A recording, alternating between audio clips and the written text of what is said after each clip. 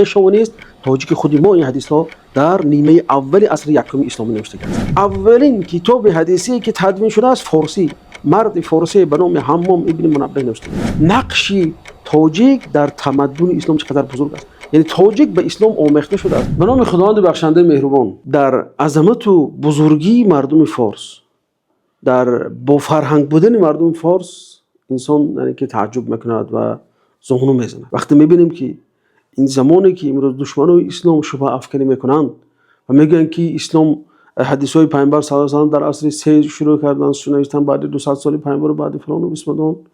اصلا این جهالت اونا است که فکر میکنن که اولین کتاب این کتاب بخاری است، در حالی که بخاری اولین کتابی که حدیث های صحیح رو جمع کرده. اما تو بخاری هم حدیث های صحیح بود، نوشتن بود، تدوین بود، لیکن اینا بس ببینن که نام بخاری قدر مشهور شده است فکر میکنن که غیر بخاری تا بخاری هیچ کس حدیث نوشته است. این جهل اینا به میراث اسلامی است، میراث علمی اسلامی است. خب برگردیم به مسئله. ببینید بزرگی فارسی برای چی؟ اولین کتاب حدیثی که تدوین شده است فارسی، مرد فارسی به نام حمام ابن منبه نوشته است. حمام ابن منبه کی بود؟ حمام ابن منبه از فرزندان ابنا بود، اونایی که ابنا میگفتن میشه در یمن. این همون لشکری 800 نفره که انوشیروان برای آزاد کردن یمن از دست حبشه‌ها فرستاده بود و اصل حمام این پدرانش از منطقه امروزی هرات افغانستان است، یعنی از مردم تاجیک، از مردم خراسان. سال 19 تولد می‌یابد این آدم در یمن. سال 132 هجری وفات میکنه، یعنی تقریبا 100 چند سال عمر میبینه، 15 سال 100 چند سال عمر میبینه، 112 سال است. این مرد اولین شخصی است که احادیث پیامبر صلی الله علیه و سلم نوشته است به شکل نوشتاری. یعنی این دلیل برای میگه که مسلمان ها بعد از یعنی که اگر گیم که این سال 40 نوشته باشد در 15 سالگی، در 20 سالگیش مثلا گیریم، در 30 سالگیش، یعنی که بعد از چند سال پیامبر صلی الله علیه و سلم، یعنی که بعد از 30 سال پیامبر وفاتشون یا اینکه بعد از 35 سالش مسلمانان که نوشتن حدیث شروع کردن. حالا که از این پیش خودی صحابه ها نوشتاری داشتن لیکن به شکل منظم و مرتب. یعنی اون چیزی که ابو هریره داشت میگه چند صحیفه بود، مثلا عبدالله ابن عمرو ابن العاص مثلا صحیفه صادقه داشت که از 400 حدیث عبارت بود، چند صحیفه بود باید دستش، یعنی به همچون به شکل کتاب منظم نبود. لیکن این مرد فارسی، یعنی مرد فارسی که یک نوآوری کرد، نوآوری خوبه در اسلام کرد که در حدیث های پیامبر را چی به شکل جمع و تدوین آورد و در اونجا 140 حدیث از ابو هریره روایت میکنه. این غیر از این دیگه حدیث هایی که از ابن عباس و از عبدالله ابن عمر و از دیگر صحابه بزرگ پیامبر صلی الله علیه و سلم روایت کرده است. یعنی دیده نقش تاجیک در تمدن اسلام چقدر بزرگ است. یعنی تاجیک به اسلام آمیخته شده است، برای پای تاجیک آمیخته شده است.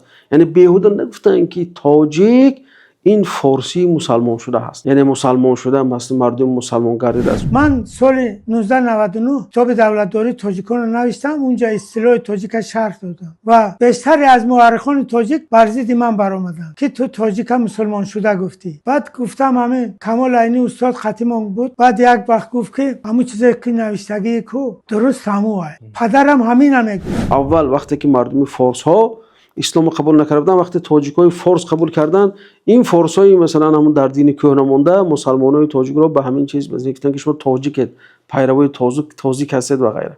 میشه یعنی عظمت ملت تاجیک ببینید که فرزندای برومند تاجیک رفتن اونجا برای مردم یمن یاردم کردن از آزادی از دست ظلم حبشه ها، بعد از اونجا موندن مسلمان شدن و برای نشر فرهنگ اسلامی و برای یعنی که ایزی خود رو گذاشتن در پهن کردن فرهنگ اسلامی، اولین کتاب حدیثی نوشته شده رو نوشتن. یعنی هر یک تاجیک باید فخر کند. وقتی که شاونیست می آید و میگه که شما حدیث رو بعد از 200 سال نوشتن، میگیم که نه، شاونیست تاجیک خود ما این حدیث رو در نیمه اول عصر یکم اسلامی نوشته است که به نام حمام ابن منبه است. این همون شخصی است که از ابو هریره، از عبدالله ابن عباس، از عبدالله ابن عمر و از دیگر اصحاب پیامبر صلی الله علیه و سلم حدیث را روایت کرده بود. محمد حمیدالله که بالای همین کتاب صحیفه‌ای که حمام ابن منبه کار کرده است میگه که زنجیره نقل این صحیفه چنین است. ببینید میگه که پیامبر صلی الله علیه و سلم، بعد میاد ابو هریره، بعد میاد حمام ابن منبه، بعد معمر، بعد عبدالرزاق. تمام همین حدیثایی که حمام ابن منبه روایت کرده است هم در صحیح مسلم و هم در صحیح بخاری روایت شدن که این تصدیقی چی اینش رو تصدیق میکنه. خب حلقه رو به همین یک چیزی که سنجش کیوتو که یکی از خاورشناسان انگلیس به نام مارستون سپید کرده است. این چه کرد؟ اومد صحیفه حمام بن منبه گرفت به عنوان سنجش. اون رو به حدود 1500 روایت مختلفی که در کتاب‌های مسند احمد و صحیح بخاری و صحیح مسلم بود، خب مقایسه کرد. بعد مقایسه به نتیجه رسید که متن‌هایی که در حمام و اونهایی که در احمد ابن حنبل مسندش اومده، اونهایی که در بخاری اومده، اونهایی که در مسلم اومده، به همون اسناد ثبت شدگیان.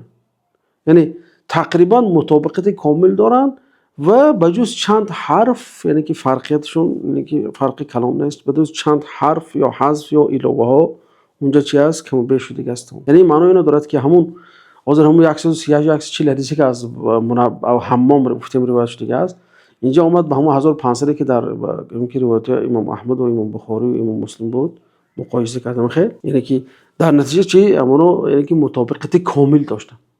یعنی وقتی 1500 حدیث میگم فکر نکنه که این 140 چخیل 1500 شد، بلکه اینجا همون در نظر است همون روایت ها، یعنی که هر یک سند علاوه ممکن که یک حدیث، یک متن حدیث ممکن که 100 تا سند دارد که علمای حدیث چی میکنن 100 حدیث حساب میکنن. اینا برادرای عزیز، خدمت تاجیکا اینقدر بزرگ است که اولین کتاب حدیثی نوشته شده رو تاجیکا نوشتن. گرچه که پیش از این صحابه ها می نوشتن، لیکن اون رو به صحیفه می نوشتن، به شکل کتاب نبود.